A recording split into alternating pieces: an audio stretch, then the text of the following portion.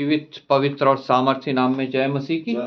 धन्यवाद करते हैं, एक और दिन प्रभु ने हमारी आयु में जोड़ा और ये पवित्र दिन हमें दिया ताकि हम एक कलीसिया के रूप में उसके समक्ष उपस्थित हों। अपने वादे के अनुसार उसकी उपस्थिति हमारे बीच में है, उसकी आत्मा के रूप में, कि जहाँ 2 या 3 मेरे नाम से इकट्ठा है, मैं उनके बीच में उपस्थित हूँ। हमने प्रभु के लिए भजनों को गाया, हमने वचन को पढ़ा, अपने अपने विनती निवेदन प्रार्थनाएं प्रभु तक पहुंचाई, अपने होठों के बलिदान जो धन्यवाद के हैं उसको चढ़ाए। अब समय है जबकि प्रभु अपने वचन के द्वारा हमसे बातें करना चाहता है और प्रभु का वचन कहता है कि हम उसके समक्ष शांत रहें। हमारा हृदय, हमारा मन, हमारा शरीर सब उसके समक्ष शांत रहने वाला होना चाहिए, क्योंकि वो अपने भवन में उपस्थित है। हालेलुया। और उसकी उपस्थिति हमारे को शांति देने वाली उपस्थिति है। प्रभु यीशु मसीह जब भी जहां अपने चेलों के पास उपस्थित है, उन्होंने उससे कहा तुम्हें शांति मिले। और वो शांति जो है हमारी कोई चुरा नहीं सकता है। कोई परिस्थिति नहीं, कोई मनुष्य नहीं, कोई कलेश, कोई कष्ट, कोई बीमारी नहीं, कोई संकट नहीं। वो शांति हमारी अनंत काल की है और जो आनंद उस शांति से हमें मिलता है वो हमारा आनंद अनंत काल का है। वो आनंद हमारे को कोई धन दौलत नहीं दे सकता, कोई बंगला, कोई गाड़ी नहीं दे सकती, कोई दोस्त, कोई मित्र नहीं दे सकता। वो सिर्फ हमें दे सकता है हमारा परमेश्वर। हालेलुया। और ना ही उस आनंद को कोई चुरा सकता है, क्योंकि वो शांति जो हमें मिली है उसके द्वारा ही हमारे हृदय में वो आनंद उत्पन्न होता है, उमड़ता है और हम उसमें आनंदित रहते हैं। हम संसार की चीजों में आनंदित नहीं रहते। प्रभु का जन कभी भी संसार की चीजों में अपना आनंद नहीं खोजता। उसका आनंद परमेश्वर की ओर से है और जो सदा काल का है। और जो उस आनंद को तुच्छ जानते हैं वो प्रभु के योग्य नहीं। इसलिए प्रभु हमसे प्रेम करता है, उसने अपना इकलौता पुत्र हमारे लिए दिया। और जब हम उस पर विश्वास करते हैं, अभी हमने भजन संहिता में पढ़ा, हमारा चट्टान और हमारी उद्धार वो ही है। भजनकार लिखता है वहां पे, राजा दाऊद लिखता है कि मेरी चट्टान और मेरा उद्धार वो ही है, उसको छोड़ और कुछ भी मेरा उद्धार नहीं है। भजन संहिता 62 में। हम धन्य लोग हैं जो हम उस पर विश्वास करते हैं और उसे अपने चट्टान और उद्धार मानते हैं, क्योंकि आकाश के नीचे पृथ्वी के ऊपर प्रभु यीशु मसीह को छोड़ और कोई नाम उद्धार के लिए नहीं दिया गया। प्रेरितों के काम 4:12। आज हमने वचन में से नए नियम पुराने नियम में से पढ़ा। हम नए नियम में से पढ़ेंगे इफिसियों की पत्री, उसका 6 अध्याय 1 से लेकर 4 तक। प्रभु में अपने माता पिता के आज्ञाकारी बनो, क्योंकि ये उचित है। अपनी माता और पिता का आदर कर, ये पहली आज्ञा है जिसके साथ प्रतिज्ञा भी है, कि तेरा भला हो और तू धरती पर बहुत दिन जीवित रहे।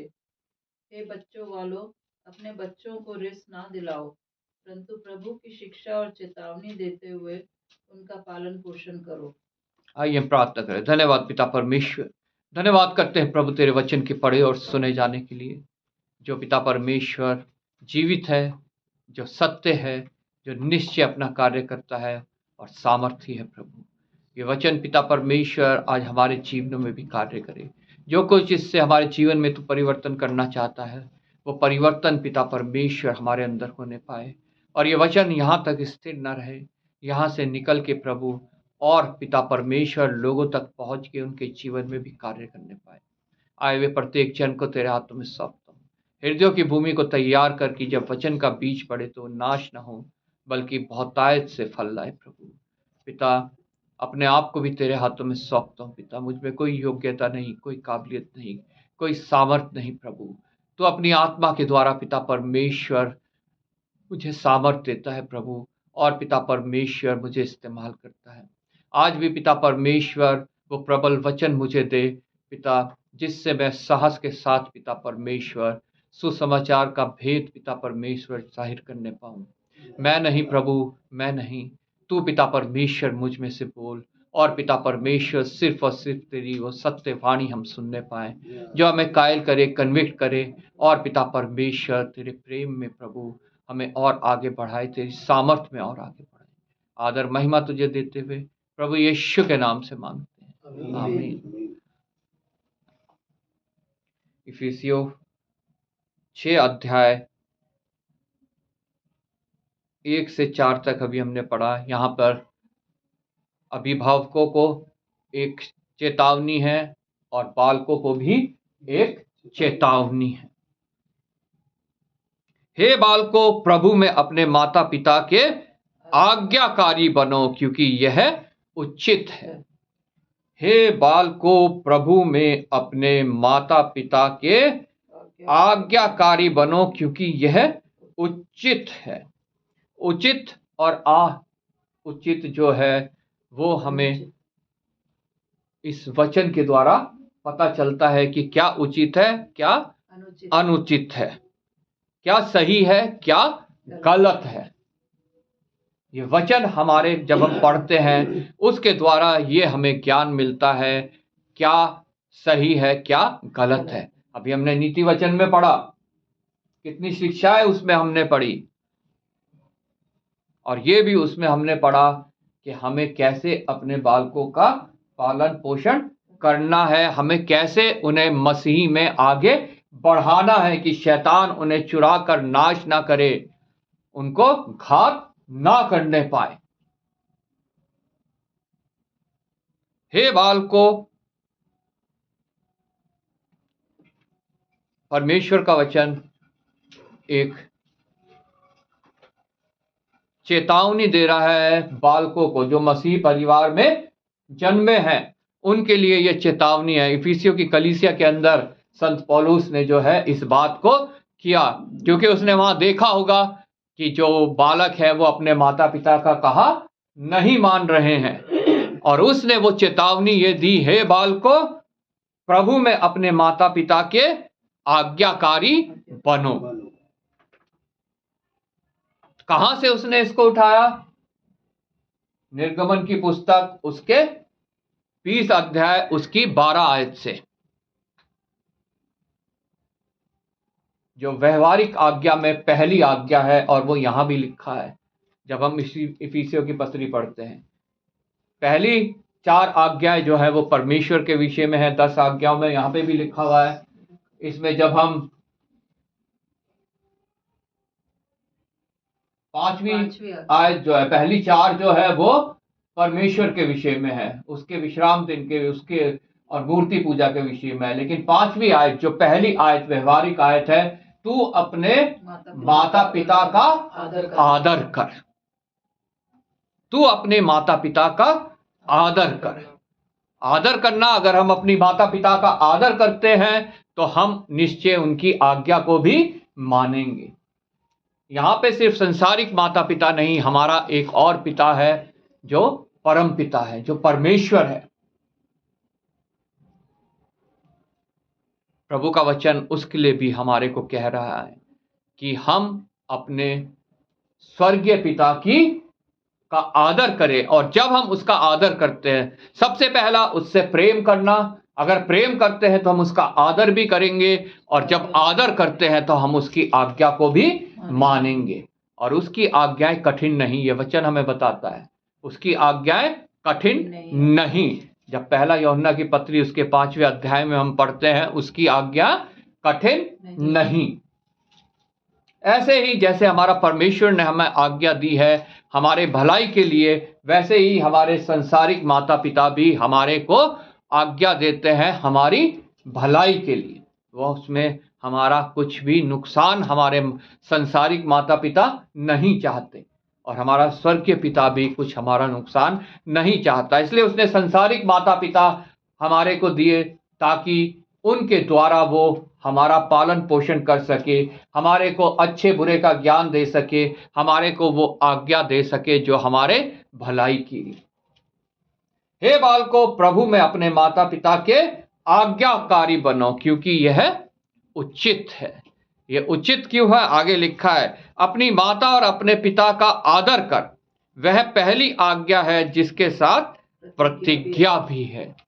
जब हम 10 आज्ञा पढ़ते हैं, निर्गमन 20:12 में पढ़ते हैं, उसके साथ एक प्रतिज्ञा भी लिखी है कि तू बहुत दिन तक जीवित रहेगा, बसा रहेगा। किसी को मिल जाए तो निर्गमन 20:12 जो है वो पढ़ दे।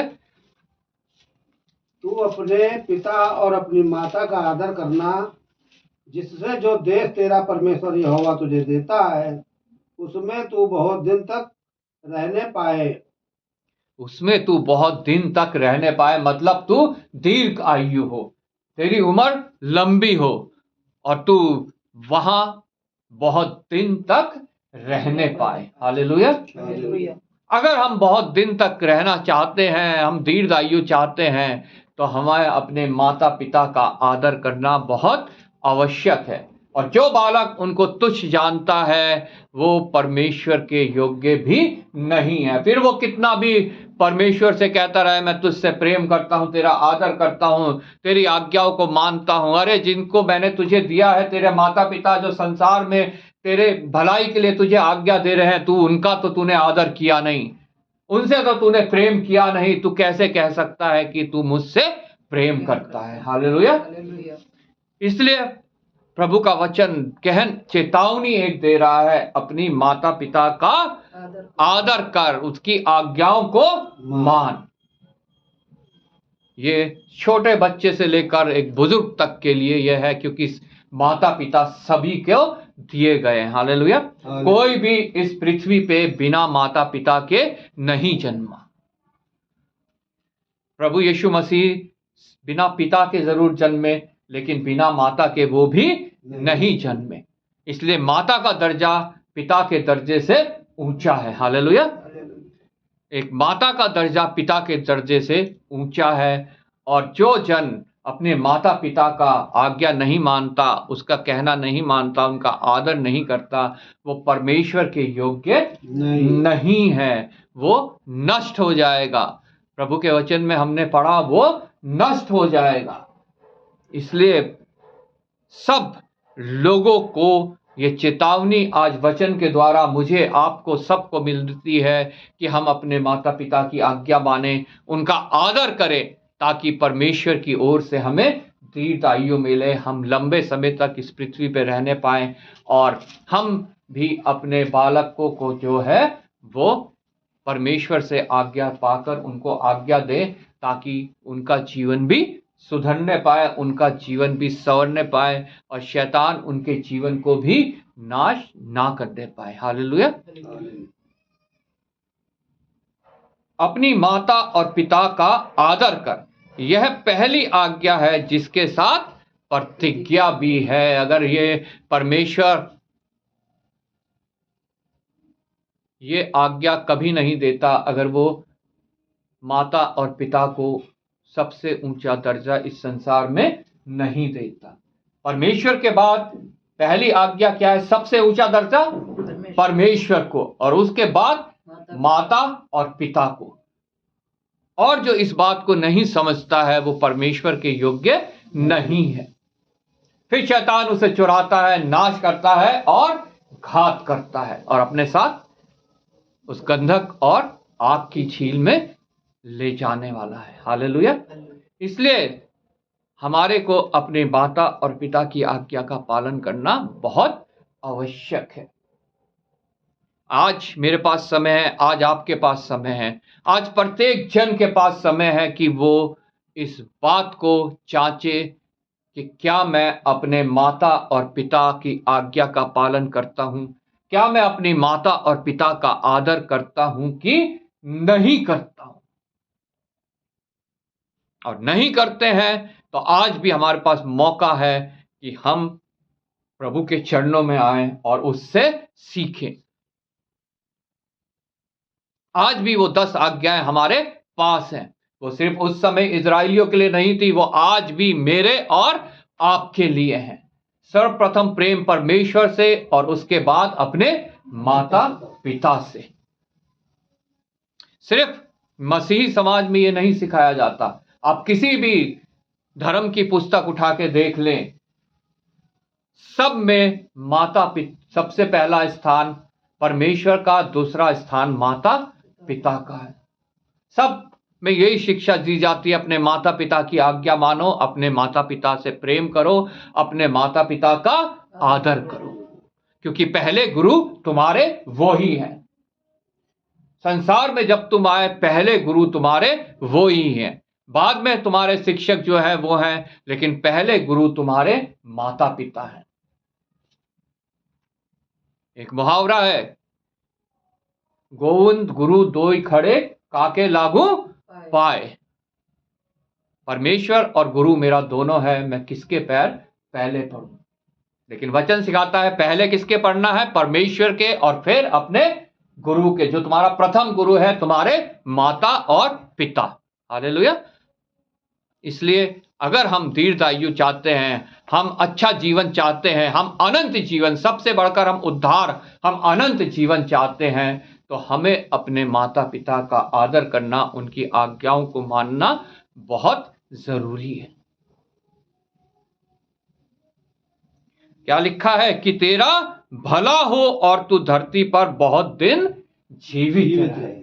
अगर हम अपना भला चाहते हैं, अगर नहीं चाहते हैं तो फिर हम जो मर्जी करते रहें, लेकिन अगर हम अपना भला चाहते हैं तो अपनी माता पिता का आदर करना, उनकी आज्ञाओं को मानना हमारे लिए बहुत जरूरी है। वो ये जीवित पवित्र सामर्थी वचन मुझे और आपको बता रहा है। हालेलुया।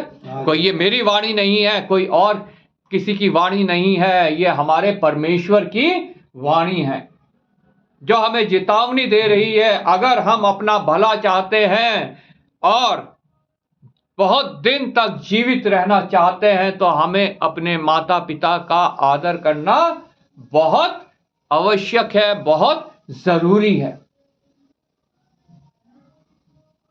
लेकिन आज जब हम संसार में देखते हैं, तो कोई बालक अपने माता पिता का आदर करने वाला, उसका आज्ञाओं को मानने वाला नहीं मिलता है। बहुत कम ऐसे बालक होंगे जो ऐसा कर रहे हैं। मसीही परिवारों में भी आज बच्चे अपने माता पिता का आदर नहीं करते हैं, उनकी आज्ञाओं को नहीं मानते हैं, उन्हें तुच्छ जानते हैं। और तभी शैतान जो है अपना राज्य बढ़ाए जा रहा है। शैतान जो है वो उनको चुरा रहा है ताकि उन्हें घात करे, उन्हें नाश करे और अपने साथ ले जाए। लेकिन प्रभु का वचन आज उन बालकों को चेतावनी दे रहा है, उन बच्चों को चेतावनी दे रहा है कि अभी भी मौका है। आज तुम्हारे पास मौका है कि तुम लौट आओ। प्रभु हमारे को स्वीकार करने के लिए बाहें फैलाए इंतजार कर रहा है, और निश्चय हमारा लौटना स्वर्ग में आनंद का कारण है। हालेलुया। जब हम लौटते हैं, एक आत्मा बचाई जाती है, तो स्वर्ग में स्वर्गदूत आनंद मनाते हैं, जश्न मनाते हैं। आज ऐसे बच्चों को वचन चेतावनी दे रहा है कि आज भी तुम्हारे पास मौका है कि तुम लौट आओ, तुम अपने माता पिता का आदर करो, तुम अपने माता पिता की आज्ञाओं को मानो, क्योंकि तभी तुम जो है, तभी तुम्हारा भला होगा, तभी तुम बहुत दिन जीवित रह पाओगे। आगे चेतावनी बालकों के लिए यहां खत्म है, आगे बच्चे वालों के लिए। हे बच्चे वालों, अपने बच्चों को रीस ना दिलाओ, परंतु प्रभु की शिक्षा और चेतावनी देते हुए उनका पालन पोषण करो। हे बच्चे वालों, सर्वप्रथम तो ये ही शब्द जब कान में पड़ता है किसी के, तो वह हर्ष से, आनंद से भर जाता है। कितना मन को शांति देने वाला शब्द है, कितना आदर देने वाला शब्द है। आज लोग, बहुत से लोगों को हम देखते हैं बच्चों के लिए परेशान हैं, इधर उधर भटक रहे हैं, मन्नतें मान रहे हैं, डॉक्टरों के पास जा रहे हैं, पैसा खर्च कर रहे हैं, लाखों लाखों रुपए खर्च हो रहे हैं, लेकिन वो हे बच्चे वाले नहीं कहला पा रहे हैं। लेकिन परमेश्वर ने हमें अगर बच्चे दिए हैं तो ये परमेश्वर का हमारे ऊपर अनुग्रह है। प्रभु का वचन कहता है गर्भ का फल परमेश्वर की ओर से प्रतिफल है, इसको हम तुच्छ ना जाने। हे बच्चे वालों कहलाना एक बहुत सौभाग्य की बात है, बहुत बहुत सौभाग्य की बात है जो अपने को हे बच्चे वालों कहलाते हैं। प्रभु मुझे आपको जितनों के बालक हैं, बच्चे हैं, उनको पुकारता है हे बच्चे वालों। उन्हें याद दिलाता है कि ये बच्चे मैंने तुम्हें दिए हैं, ये मेरी ओर से हैं, ये तुम्हारे किसी भी रीति से नहीं है। तुम्हें सिर्फ इस संसार में उनका पालन पोषण करने के लिए मैंने दिया है। और उनका पालन पोषण कैसे करना है वो भी वचन हमें सिखाता है, वो परमेश्वर की ओर से हमें आज्ञा है। हे बच्चे वालों अपने बच्चों को रीस ना दिलाओ। अपने बच्चों को रीस ना दिलाओ मतलब उनके सामने कोई ऐसे कार्य ना करो जो जिसको वो देखकर वो भी रीस करे कि मैं भी इस कार्य को करूंगा। हालेलुया। अगर तुम बच्चों के सामने शैतानी कार्य करोगे तो तुम्हारे बच्चे भी रीस में आके उन कार्यों को करेंगे। प्रभु के विरोध के कार्य तुम बच्चों के सामने करोगे, बच्चे भी रीस में आके उन कार्यों को करेंगे। अपने बच्चों को रीस ना दिलाओ, एक आज्ञा हर एक माता पिता के लिए। अपने बच्चों को रीस ना दिलाओ, उनके सामने कोई ऐसा कार्य ना करो जो वचन के विरोध का है। अगर तुम चर्च नहीं जा रहे हो तो तुम्हारे बच्चे भी रीस करके कहेंगे हम भी नहीं जाएंगे। अगर तुम वचन नहीं पढ़ रहे हो तो बच्चे भी रीस करके कहेंगे हम भी वचन नहीं पढ़ेंगे। अगर तुम प्रार्थना नहीं कर रहे हो तो बच्चे भी रीस करके कहेंगे हम प्रार्थना नहीं करेंगे। अपने बच्चों को रीस ना दिलाओ, कोई कार्य वचन के विरोध का उनके सामने ना करो। बच्चे मेरे हैं, मैंने तुम्हें दिए हैं और तुमने कैसे उनको पालन पोषण करना है ये भी मैं तुम्हें सिखा रहा हूं। वचन के द्वारा परमेश्वर हमें वो भी सिखा रहा है। हमने नीति वचन पढ़ा, वहां लिखा है अपने बच्चे पर को ताड़ना दे, इससे तेरा मन हरा हो जाएगा। वचन 17 जो हमने पढ़ा, अपने बेटे की ताड़ना कर तब उससे तुझे चैन मिलेगा और तेरा मन सुखी हो जाएगा। अपने बेटे की ताड़ना कर तब उससे तेरा मन तुझे चैन मिलेगा और तेरा मन सुखी हो जाएगा। अपने बच्चों की ताड़ना कर। ताड़ना मतलब अगर वो वचन के विरोध में कुछ कार्य कर रहे हैं तो तू उन्हें टोक, उन्हें समझा, उनको अपने जीवन से दिखा कि ये तू गलत कर रहा है और तुझे इससे मुड़ना बहुत आवश्यक है। तू उन्हें जी के हमारे प्रभु यीशु मसीह ने हमें जो आज्ञाएं दी, हम जो कुछ हमें करने को कहा वो पहले खुद किया। हालेलुया। खुद करा उन्होंने। अगर हम बच्चे के सामने बैठ के दारू पी रहे हैं और बच्चे को मना कर रहे हैं तो क्या हम सही हैं? हम तभी अपने बच्चे को ये कह सकते हैं जब हम खुद जो है उससे दूर हैं। हम गाली दे रहे हैं और बच्चों को मना कर रहे हैं गाली मत दे, तो क्या बच्चा उस बात को समझेगा? वो तो रीस दिला रहे हैं हम उसको, हम वो रीस में आके वो भी गाली देगा, वो भी हमारा अनुसरण करेगा। हम लड़ाई झगड़ा कर रहे हैं बच्चे के सामने, माता पिता आपस में, तो बच्चा भी रीस में आके ऐसा ही बनेगा, ऐसा ही करेगा। हालेलुया। इसलिए पहले हमें अपना जीवन सुधारना बहुत आवश्यक है और फिर हम अपने बच्चों के लिए प्रार्थना करना बहुत आवश्यक है और फिर वचन के द्वारा बच्चों को समझाना बहुत आवश्यक है। जो हम करते हैं हमारे बच्चे वो देखते हैं और उन रीस में आके फिर वो भी उस कार्य को करना शुरू कर देते हैं। लेकिन परमेश्वर का वचन कहता है अपने बच्चों को रीस ना दिलाओ, परंतु प्रभु की शिक्षा और चेतावनी देते हुए उनका पालन पोषण करो। प्रभु की शिक्षा और चेतावनी देते हुए, वो कहां से हमें मिलती है? प्रभु के इस पवित्र वचन से। और जब माता पिता ने ही वचन नहीं पढ़ा, वचन नहीं समझा, वचन नहीं जाना, तो कैसे वो प्रभु की शिक्षा और चेतावनी बच्चों को दे सकते हैं? इसलिए पहले माता पिता को इस वचन को पढ़ना, इसको समझना, इसे ग्रहण करना बहुत आवश्यक है। तभी वो अपने बच्चों को इसकी शिक्षा और चेतावनी देने पाएंगे कि आत्मिक युद्ध हमें कैसे करना है। जब हम 10वीं आयत से पढ़ते हैं, वहां लिखा है आत्मिक युद्ध। इसलिए प्रभु में और उसकी शक्ति के प्रभाव में बलवंत बनो। इसलिए प्रभु में और उसकी शक्ति के प्रभाव में बलवंत बनो। ये माता पिता के लिए है कि हमें प्रभु में और उसकी शक्ति के प्रभाव में प्रबल बनना है।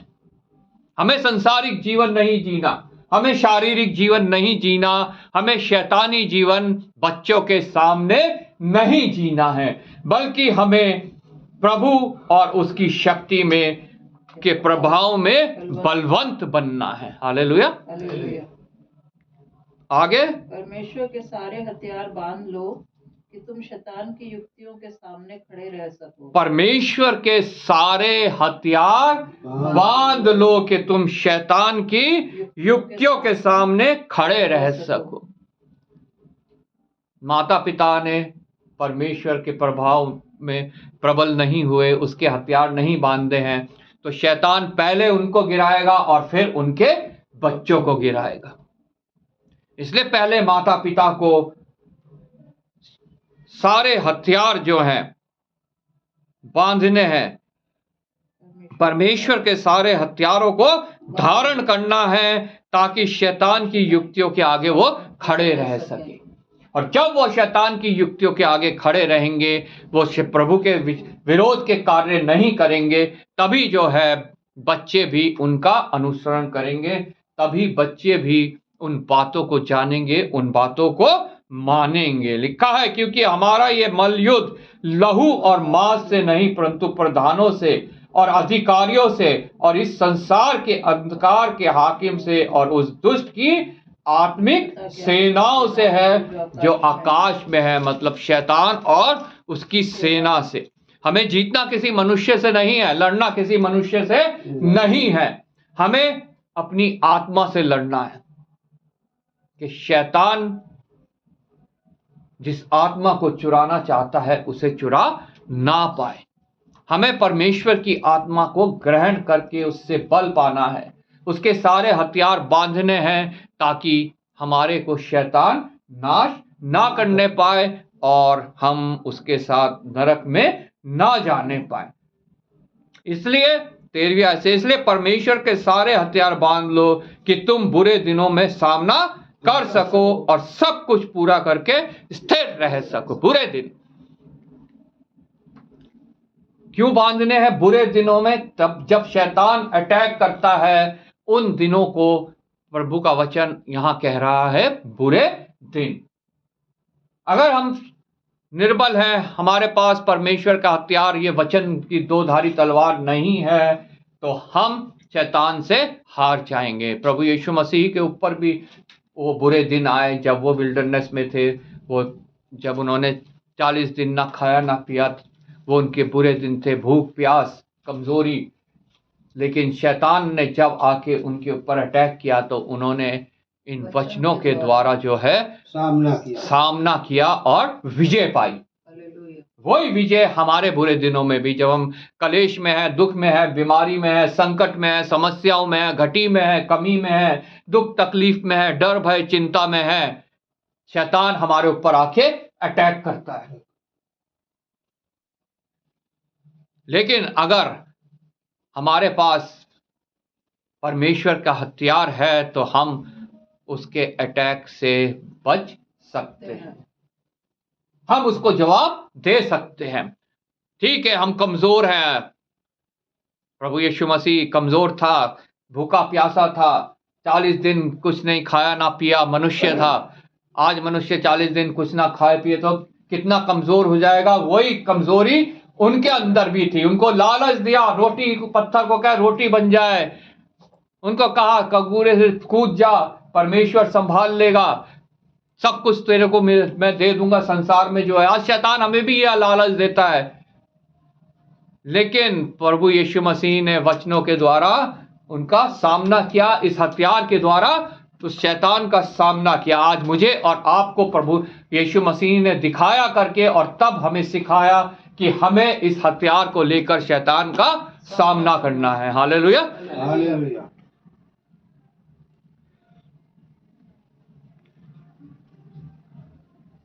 लिखा है आत्मा की तलवार जो परमेश्वर का वचन है ले लो।